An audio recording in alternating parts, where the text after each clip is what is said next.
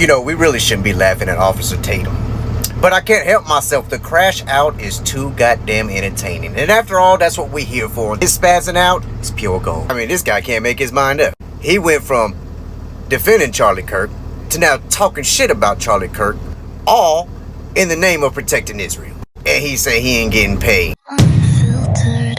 So guys, Officer Tatum has been having a rough couple of months because the people on these internet streets have been trolling him left and right. No pun intended, of course. Now for those who never heard of Officer Tatum before, let me give you a quick introduction on who this man is. Officer Tatum is the demigod of coons. I don't give a f. I hope you see this too. I really hope this video gets to you because I've been waiting. It has been to the point where even your fans, and your fans are a lot of motherfuckers who can't say the things out loud, but they speak pretty much through you. I'm all for holding the community accountable. Trust me, I am, because I want to see the community grow. But you will bootlick and tap dance with no shame, and you will never sit there and actually call out shit. You make excuses for bullshit that racist people do, and then you'll be like, oh, that's just liberals being snowflakes. Like, where is your shame, bro? When it comes to this man, he makes my skin crawl. Now, I can already hear you in my ear. But Deb, if this man makes your skin crawl that bad, why would you dedicate a whole video to this man? I don't know. Clearly, the problem is with me. It's not with him, but I just have to debunk every word he says. So without further ado, guys, let's look at some of the foolishness that has been coming out of Officer Tatum's mouth. Let's go. You know, it's fair game to criticize people. It's fair game. We're internet people. I'm not gonna sue nobody over fair criticisms. To take a video from 2 years ago to somehow leverage that to make fun of me for crying, tearing up when Charlie Kirk was murdered is insane to me. To try to make a point to bash a person who had an emotional response to his friend getting assassinated in front of the world. I wasn't just a follower of Charlie. He was a friend of mine. I just seen him not too long before he got killed. Just did an event. We just talked backstage at an event, which I have done Turning Point events since 2018 every year. I have done events with Charlie. I've done events for Charlie. I've worked with Turning Point and been at their headquarters. I used to work with Turning Point directly, meaning that I used to work for them as the urban engagement director. As the urban engagement director. So you're Steve from Django Looking Ass really thought you were friends, Officer Tatum. Now, you could have very well been friends, but I don't think you were friends like that, Officer Tatum. You served a purpose. You were a prop. You're not in Turning Point USA anymore, and we'll talk about that in a minute. Y'all, the video. Look at this pompous behavior by these two. I used to like them, man. I used to like all that stuff. But for clicks and clout, people would just do anything. For clicks and clout, people would do anything. You would know. Because weren't you the one, Officer Tatum, that right after Charlie Kirk was killed, you started selling t-shirts? You're still selling them. You have a discount and everything. Selling t-shirts and then telling the people that the profits of these t-shirts are going to Charlie Kirk's family. When have you ever heard that these people were short for money? Allies of the Israeli coalition, Turning Point, that co-founder Charlie Kirk and his family needs your t-shirt money? I saw this clip going viral, and it did make me chuckle. It involves Officer Tatum and his opinions on men crying. Let me make sure I know exact. 2 years ago about men crying, he said some interesting things. So why don't we just take a look at that together? I would say that a lot of women are going to lose attraction for you if you cry in front of them. Weak men are viewed as unattractive. And you can make the argument that crying can be viewed as a weakness. I think that time out. Listen to what he said. That crying could be. That's what he said. That crying could be a weakness. And I explain my point of perspective here, and then we're going to get to the rest of it. Roll the clip. Men should not show all of their emotions to women, because women judge men very harshly on that. I would never cry in front of my wife. Really? I just wouldn't. What if your kid died? That's a different thing. I mean, I would try not to cry in front of my wife. All right, if time my out. kid. I have never, and my wife has never seen me cry. I've never cried in front of my wife. And that's where I grew up. You never see me. I never saw my dad cry a day of my life until his father died, till my grandfather died. And my dad was at the funeral. Never seen my dad cry. So Never this is why this all is so dysfunctional to me. So you would never cry in front of your wife, or not cry in front of your wife, your rib, the one you are married to, the one you can be most vulnerable with. Yet you sit in front of your camera and you cry, bawling out tears, waterworks, full, in front of millions of people for Charlie Kirk, the man that didn't even see it for your own people. And you're steady sitting there in front of the camera, bawling your eyes out. Yet you would not shed one tear for your wife. Your professional tap dancing ass is so full of shit, Officer Tatum. Let me tell you this. The second thing, they brought up my child. I said, that's a different thing. I would not want to cry in front of my wife. I will try not to cry in front of my wife. That's what I said. I didn't say I wouldn't cry if my kid died. Keep rolling. Be like, I'm her foundation. I'm her strong point.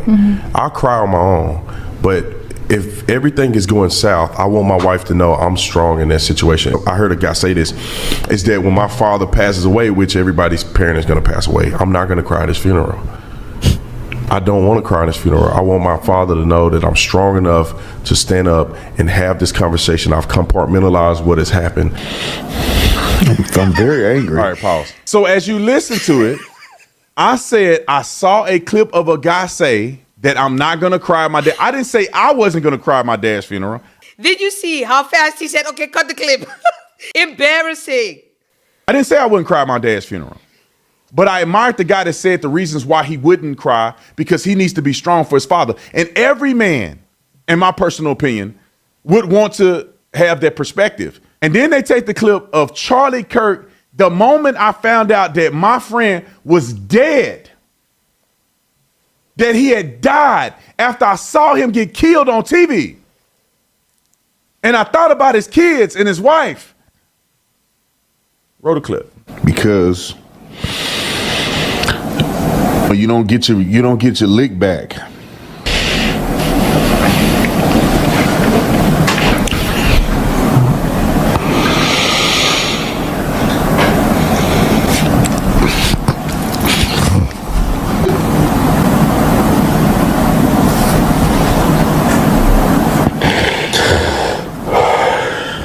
This is a sickness of the highest order. For me, you suffer. I think you suffer in silence. That's what I think.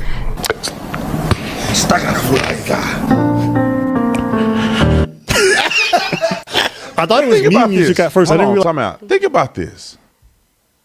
Now, I have cried multiple times because of Charlie's death.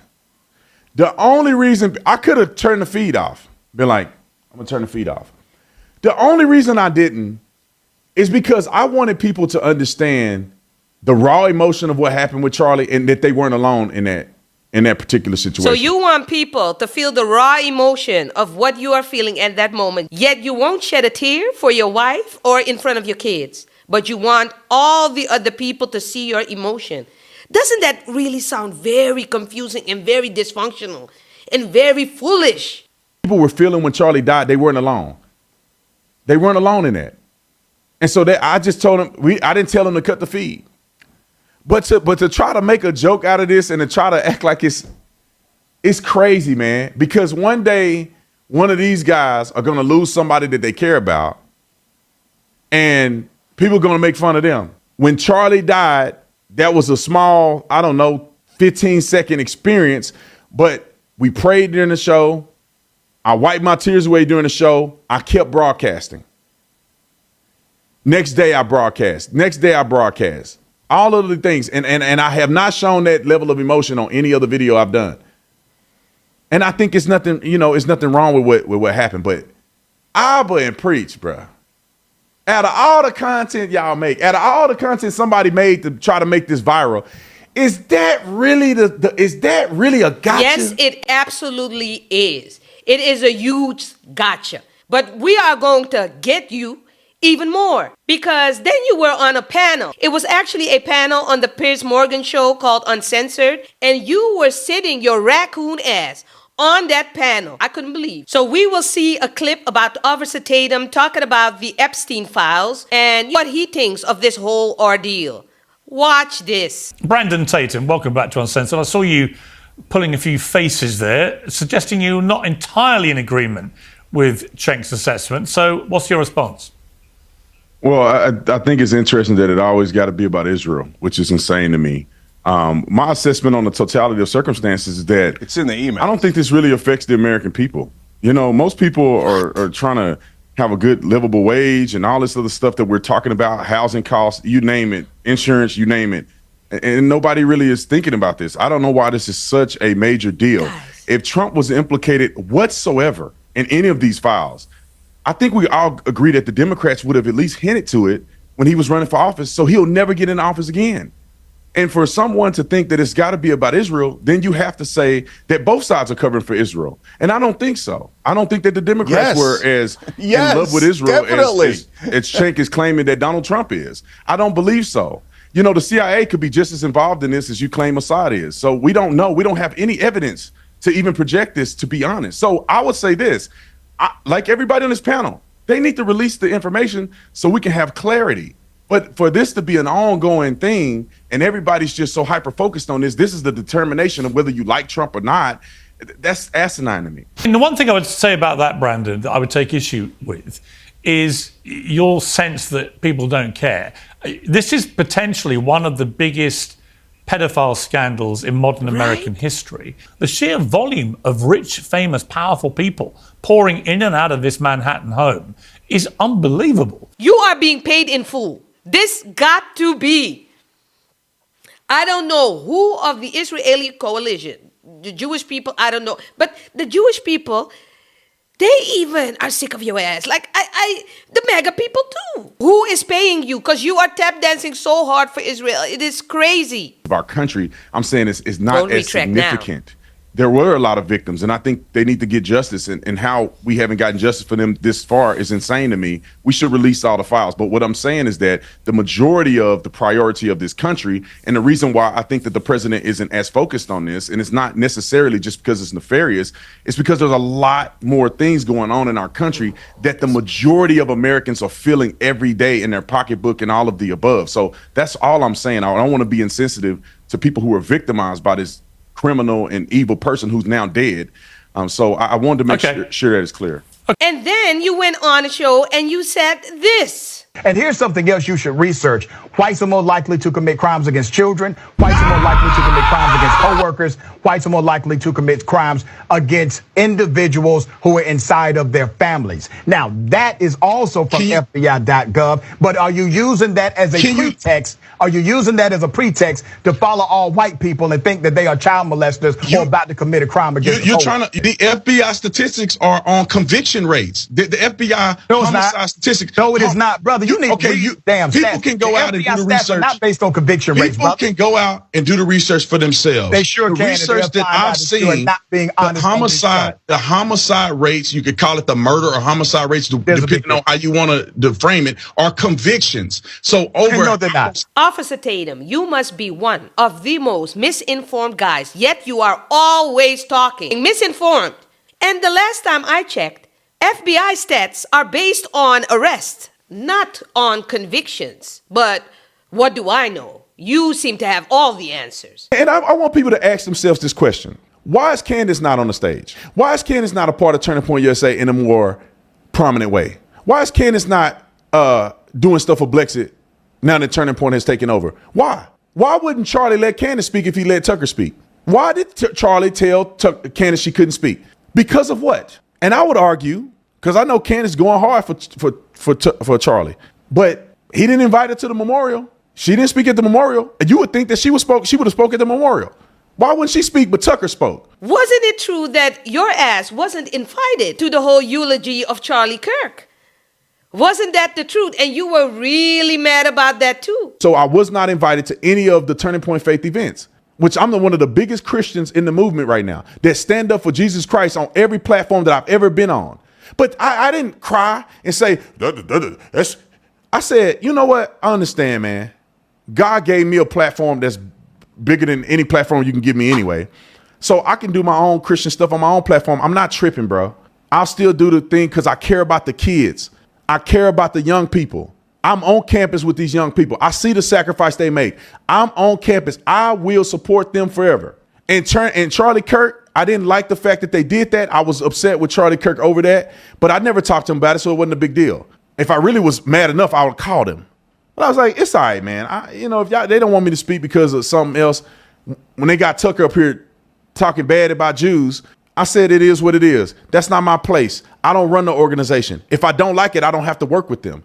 But I do love Charlie, and I do love what Turning Point stands for. So I say I'm going to work within the capacity that God has called me to do, and whatever I can do to support and serve, that's what I'm going to do. Were you really cool about it? You are tap dancing for these people like I have never seen someone tap dance before.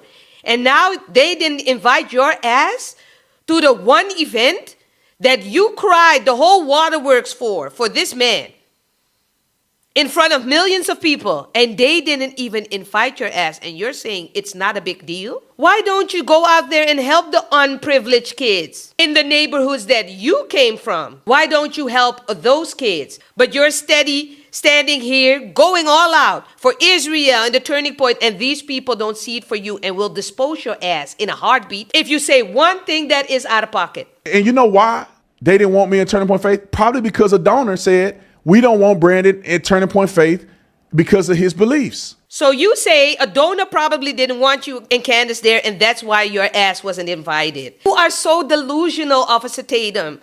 It isn't about any donor, and if it is, these are the same conservative donors that don't see it for your ass. You are tap dancing for them too. Platform and all that you have. Millions of people still tap dancing for those people. You so want to fit in. And still delusional that the donors didn't invite you. It is the people of Turning Point. What don't you get? And I can attest to that as a Christian who went to Israel. I spent 2 weeks there with a church, and we had an incredible time. We had only one incident where a small child spit on one of the pastors. And immediately after, there was an adult that came by and said, that's not a representation of who we are. You know, we love you guys. You guys are always welcome here. And I have to say, no adults gave us any grief. We had no issues whatsoever in our experience there. It was actually an amazing experience. It actually changed the way I thought about Israel. And I fell in love with Israel when I came there. And I think a lot of that is a testament to how Christians are actually treated, not what the naysayers say.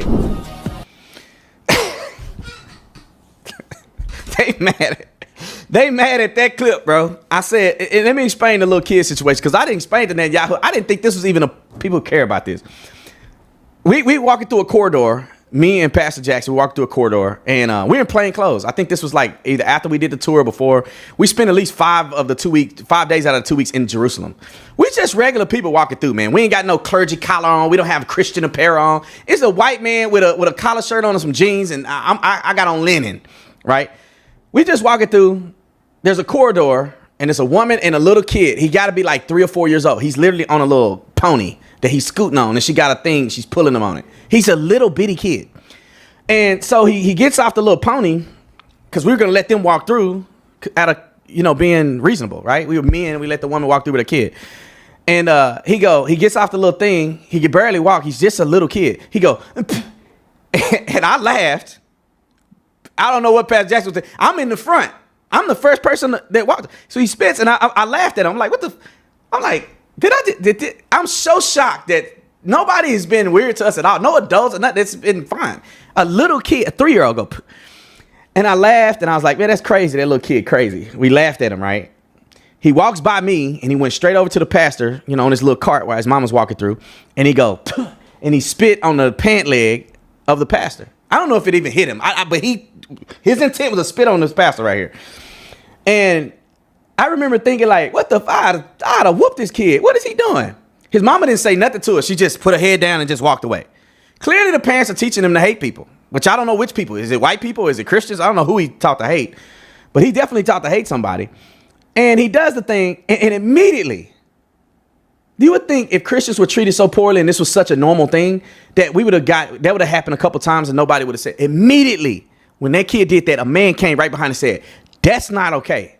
That's not right. That's not how we act here. You guys are always welcome. These people are idiots." It would have only take one event like this for me to get my ass up out of there. But it was not a big of a deal. It was just a young kid. Where do you think these kids get it from? And you just trying to cover it up for Netanyahu. You just, oh, I'm in love with Israel. Since when have we seen a black man be so enthralled with Israel? Now, I have nothing against the people. I have nothing against the Jewish and the Israeli people. But since when have we seen a black man be so involved? It is very concerning to me. He was an officer in Tucson. I was a journalist there. I just have to tell you, you are killing it. Thank you so much for being here. You have really taken a stance, a really strong position. You're fighting back against the propaganda machine, the vilifying of the Jews, Israel. There's just so much out there. But what's lacking in all of this is the critical thinking. And you are doing all of that critical thinking. What made you go all in? Because it's not a popular stance. Well, thanks for having me on. I really appreciate the kind words. It's very simple to me. This stuff is biblical. What made me go all in is when I see foolery on television and I see propaganda spread across social media. And I've done this with, when it comes to policing, and people lie about what police do and don't do. And when I saw what was happening with the lies that have come out of Gaza, it just made me angry. And I said, somebody has to stand up and have enough fortitude to say, I'm going to present the truth. I don't care who's mad at me. And like I said at the beginning of this statement, is that God says explicitly in the Bible what Christians shall do and how Christians shall view Israel and how we should support Israel. All of that is laid out. And until the Bible changes, then my stance on it will never change. It's so tiring to me. There's no evidence. There's no legitimate evidence of them killing aid workers. However, there are evidence of them killing journalists in strategic strikes. And some of these journalists were a part of. They killed paramedics. They killed 20 They paramedics and gave them a shallow grave and then lied about it, saying that they didn't have their mercy lights on. The New York Times wrote a whole thing about this, showing that they did have their mercy lights on, and they were clearly wearing markers. And then a couple of different countries sent in aid workers to bring in food from like United Kitchen, etc., and they bomb and killed them. Australians, Americans, Canadians, bomb and killed them. They argued that there was a mistake, and they owned up to it. They said they did, and they said it was a mistake. Oh, it's a mistake. Like this is unacceptable.